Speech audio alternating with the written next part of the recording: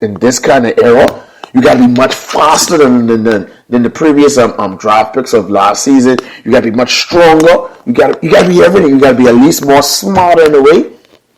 There's a lot of elements added to in football right now that most people are really missing out because they just think like football is just football and they just like freak athletes. But if you really see the kind of work that these guys got to do from today's era from back then, you would realize like, bro, the football they had to do, especially the how they didn't have that sort of kind of protection back then, because also it was a violent time too now, because certain tackles and stuff like that used to put people in a hospital. In fact, there were certain illegal tackles that you can't do today because it might send someone in a wheelchair forever.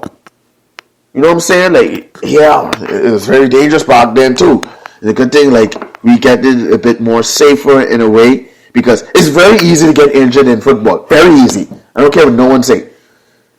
Like, we also want to talk about, like, I also want to talk about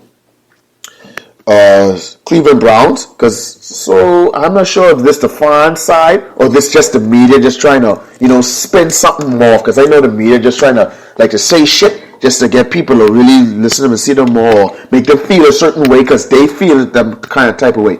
You know what I'm saying? Like, they talking bad about Baker Mayfield, but they might should trade him soon or whatnot and put in Case Keenum and whatnot. Bro, listen. Let me tell you something about Baker Mayfield right now that most people, y'all probably don't remember. This was the first freaking quarterback that made Browns look like they had a light at the end of the tunnel. Because the last 20 years, Browns never seen playoffs ever. And they win a playoff game with Baker Mayfield. Because one year, because of the next year, he's getting injured a lot now. And, you know, it's starting to take a toll. Because, you know, like I say, football is a very tough sport. They really stay healthy in. Because to me, this is the most injured sport in the world. Trust me, it's very easy to get injured and sit out for weeks and whatnot and come forward. It's hard to stay in good condition there too, sometimes too. But, you know, it's like y'all forget all of a sudden that Baker did this. Y'all forget that y'all like Johnny Manziel. What kind of freaking freak show that was? What kind of atrocity that was? Huh? Oh. I mean, like, how many freaking quarterbacks they had? Oh, I even remember Deshaun Kaiser. To me, Kaiser kind of showed somewhat of promise, but I don't think they did build Kaiser up with certain receivers like that. Other than they having Josh Gordon, and you know Josh Gordon always getting kicked out for like drugs. You know, it's like he play for the good 5-6 games, then when he get like drug tested and they see that he's tested positive for marijuana and they suspend him and he's got to come back for the next season and make sure he's doing good. You know, they even ruined Josh Gordon's career in a way too because of that. And my thing is this. For a guy who smoked, he plays very good. I don't think most people even notice that. You know what I'm saying? Josh Gordon is a guy, even though he smoke, he could perform. It's like he ain't slow, he ain't bad. It's like he could play his game. He just have a bad habit. And probably like maybe later on in the future where they probably might allow that, you know? Because if you really look at Josh Gordon them tapes, he was actually pretty good. In my eyes, I didn't really know he is smoke until the media says that they suspend him for marijuana because he's tested positive for marijuana in the system, whatever. You know what I'm saying? So y'all really gotta look out. You know, at least as fans, I'm not sure if this the fans really feeling this kind of way, or that's just the media just trying to spin on something just to get a talk out there. You know, to make people feel as though like we could get rid of this guy and just keep Case Keenum. And also, I also want to say something too with Case Keenum. You know, Minnesota deserved what happened to them this season. In fact, for what happened to them right now, Minnesota could have been far further in life if they keep Case Keenum. What they traded him for Kirk Cousins for, I don't even freaking know. Have you ever seen Kirk Cousins in a playoff game? No. I never see Kirk Cousins in a playoff, and this is what they traded him for? You traded a guy who carried Minnesota to the freaking playoff. In fact, to the NFC championships. Who does that? And that was to Minnesota. Because he lost to the Philadelphia Eagles, and that's when Nick Foles ended up winning for the Super Bowl too. Case Keenum was also a backup for the Minnesota, but look what he did. Foles was a backup. Look what he did. Backup versus backup, but the best backup just win. You know? It is what it is. And Minnesota, I don't feel sorry for you all one bit because of that decision right there.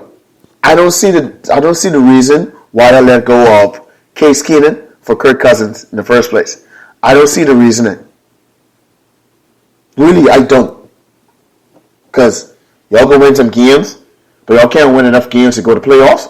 I thought this was your season to finally go to the playoffs, but every season, y'all just about average.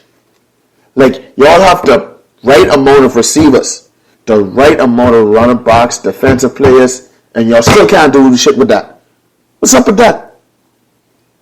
You know? Y'all deserve... I don't see y'all getting better no time soon. Because y'all made the dumbest decision and let go with Case Keenum for freaking Kirk Cousins. Who y'all traded for from the Redskins? At least they was called the Washington Redskins back then. Huh? Come on, man. Do better.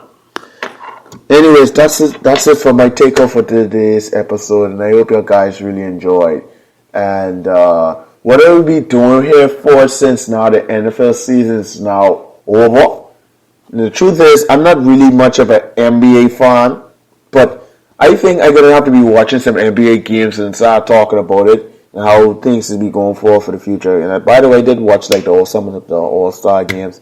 You know, I did see like Curry is getting his shine, 50 points in a All-Star game, shooting all sorts of trees all over the place, and even caused Anthony Towns win a 3-point contest and so forth. I can't remember who won the dunk contest, because the dunk contest it was sort of like boring to me.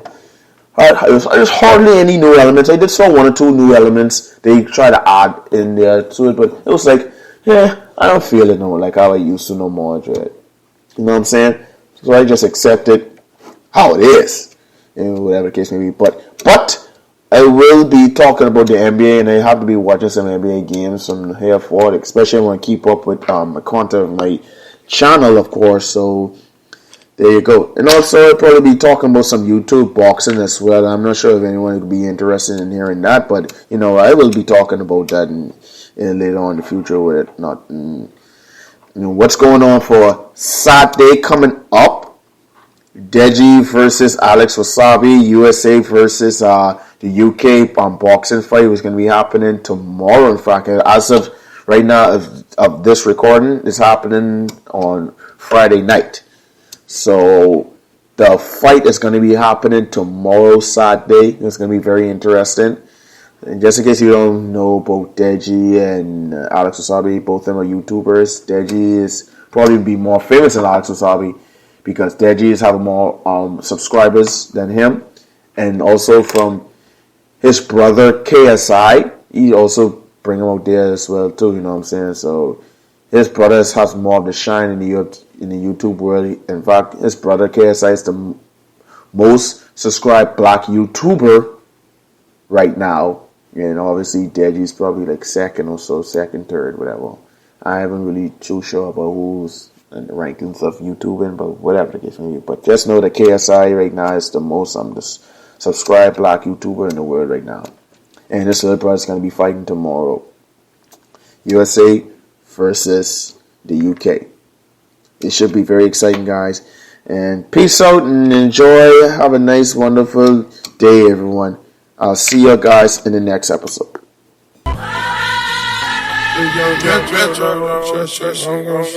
Beautiful.